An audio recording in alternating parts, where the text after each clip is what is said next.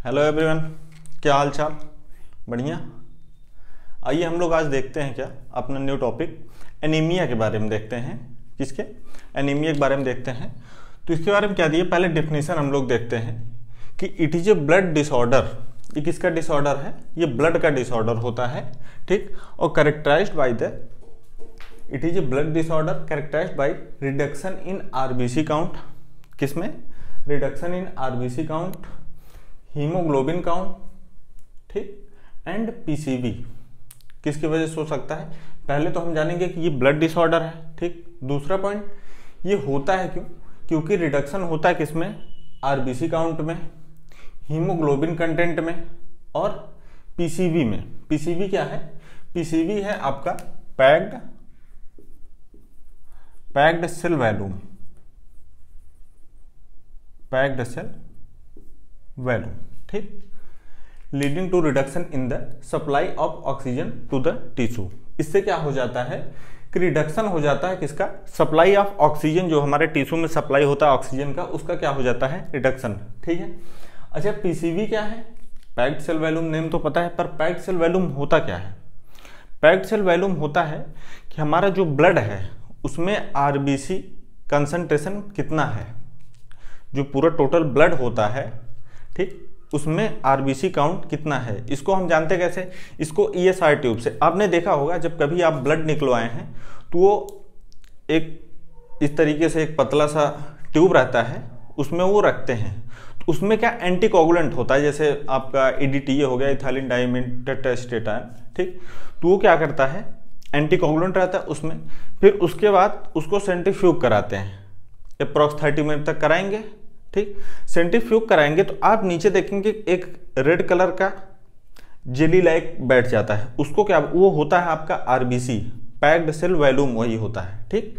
उसके ऊपर आप डब्ल्यूबीसी वाइट का हल्का आ जाता है, ठीक है। और उसके ऊपर आपका प्लाज्मा, ये सारा ट्यूब कुछ इस टाइप का होता है, ठीक। आपके यहाँ वो बना होता है, सबका नंबरिंग पड़ा होता है। तो जो नीचे ये होता है, ये क्या होता है? ये पैक्ड सेल वॉल्यूम, बीच में यहाँ WBC, ठीक। और इसमें क्या होता है? RBC का कंसंट्रेशन कितना है, ठीक। और ऊपर आपका क्या आ जाता है? प्लाज्मा। तो पैक्ड सेल वॉल्यूम क्या है? Proportion of the RBC in the blood. Blood में कितना आरबीसी का प्रपोर्शन है, वही क्या होगा? हमारा पैक्ड सेल वॉल्यूम होता है, ठीक है। तो क्या है डेफिनेशन? अगर हमने देखा, it is a blood disorder characterized by reduction in the RBC count से, फिर haemoglobin content and packed cell volume. और ये करते क्या है? Leading to reduction in supply of oxygen to the tissue. Tissue में जो ऑक्सीजन का सप्लाई है उसको कम कर देते हैं। ये आरबीसी बढ़ने से भी हो सकता है, आरबीसी घटने से भी हो सकता है, ब्लड लॉस से भी हो सकता है, ठीक है। अब उसके बाद हम लोग आज देखते हैं क्या? Morphological classification. इसका दूसरा क्लासिफिकेशन भी है, इथियोलॉजिकल क्लासिफिकेशन, उसको हम लोग नेक्स्ट लेक्चर में देखेंगे। और हाँ, जिन्होंने अब तक सब्सक्राइब नहीं किया चैनल को सब्सक्राइब कर लीजिए, आपके लिए कंटेंट बहुत अच्छा आने वाला है, ठीक है। अब हम लोग देखते हैं मॉर्फोलॉजिकल क्लासिफिकेशन। तो मॉर्फोलॉजिकल क्लासिफिकेशन ये डिपेंड किस पे करता है? मॉर्फोलॉजी डिपेंड करेगा। तो मॉर्फोलॉजी में क्या आएगा? किसी का कलर क्या है, किसी का साइज।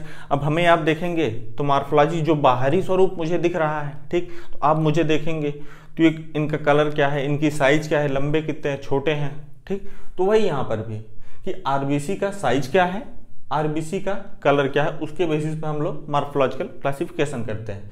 अच्छा, हम लोग जो आरबीसी का साइज डिटरमाइन करते हैं वो किससे करते हैं? वो डिटरमाइन करते हैं मीन कॉर्पस्कुलर वॉल्यूम से, MCV बोलते हैं, जिसकी नॉर्मल वैल्यू होती है 90, ठीक।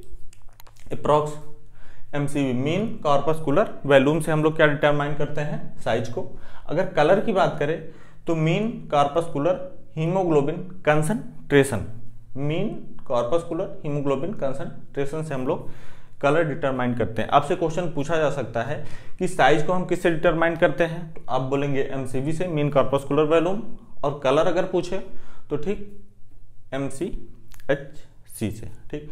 और क्लासिफिकेशन कितने टाइप का होता है? 2 होता है, एक मॉर्फोलॉजिकल, दूसरा इथियोलॉजिकल। आज हम लोग पहला क्लासिफिकेशन पढ़ेंगे मॉर्फोलॉजिकल।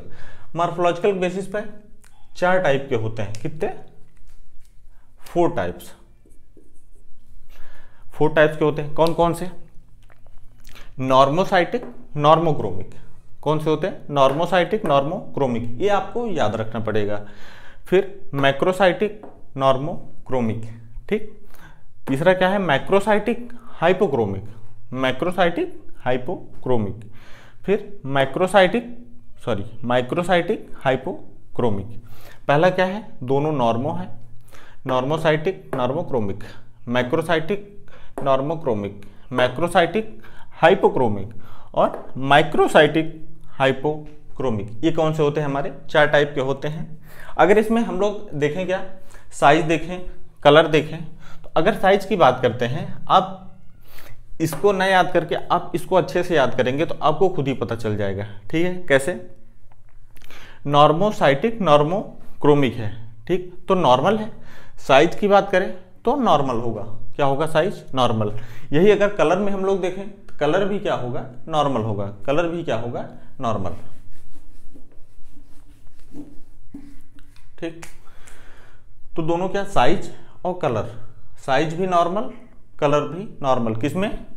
हमारा नॉर्मोसाइटिक, नॉर्मोक्रोमिक में। अब यही मैक्रोसाइटिक, नॉर्मोक्रोमिक है, तो मैक्रोसाइटिक आप इससे जो है साइज डिटरमाइन करिएगा, इससे जो है कलर डिटरमाइन करिएगा। तो देखिए साइज में अगर आप बात करें तो नॉर्मल, तो नॉर्मल साइज। इसमें मैक्रोसाइटिक, मैक्रो मीन्स जब बढ़ जाता है, माइक्रो मीन्स घट जाता है, ठीक। तो मैक्रो तो बढ़ गया, तो साइज क्या है? इंक्रीज कर गया है। साइज क्या कर गया? इंक्रीज कर गया। अब यही देखें मैक्रोसाइटिक, हाइपोक्रोमिक में तो मैक्रो है, तो साइज इंक्रीज करना चाहिए, तो साइज क्या हुआ? इंक्रीज, लार्ज हो गया, ठीक है। अब जैसे इसको देखते हैं, तो क्या है? माइक्रोसाइटिक मीन्स साइज डिक्रीज होना चाहिए। यहाँ देखिए साइज आपका डिक्रीज, तो क्या है? 4 टाइप के, चारों में साइज की बात करें तो एक नॉर्मल, 2 लार्ज और 1 स्मॉल। अब कलर पे यही बात करिए, कलर पे देखिए normochromic means normal colour, normochromic colour जो है नॉर्मल होना चाहिए। फिर हाइपोक्रोमिक, हाइपोक्रोमिक साइज कलर की बात कर रहे हैं तो कलर क्या होगा? लेस हो जाएगा, कम हो जाएगा, ठीक है। हाइपोक्रोमिक कम हो जाना चाहिए, तो कम। कलर में हमारा जो है 2 नॉर्मल कलर में होता है और 2 जो है लेस में होता है, ठीक। और यही साइज में बात करें तो साइज में 1 नॉर्मल, 2 लार्ज, 1 स्मॉल। आप याद रखिएगा इसको, कौन से? नॉर्मोसाइटिक, नॉर्मोक्रोमिक, फिर मैक्रोसाइटिक, नॉर्मोक्रोमिक, फिर मैक्रोसाइटिक, हाइपोक्रोमिक और माइक्रोसाइटिक, हाइपोक्रोमिक। ऐसे याद कर सकते हैं कि 2 नॉर्मल, 2 हाइपो, ठीक, इधर, और यहाँ 1 नॉर्मल, 2 मैक्रो, 1 माइक्रो, ठीक है। तो आज हम लोग मॉर्फोलॉजिकल क्लासिफिकेशन देखें, जो हमारे 4 टाइप के थे, इसका डेफिनेशन देखें। अब हम लोग नेक्स्ट जो देखेंगे वो होगा हमारा इथियोलॉजिकल क्लासिफिकेशन, ठीक। वीडियो अच्छा लगे तो लाइक कर दें, सब्सक्राइब कर दें और अपने दोस्तों को शेयर भी कर दें, ठीक। तब तक पढ़ाई करते रहें। All the very best.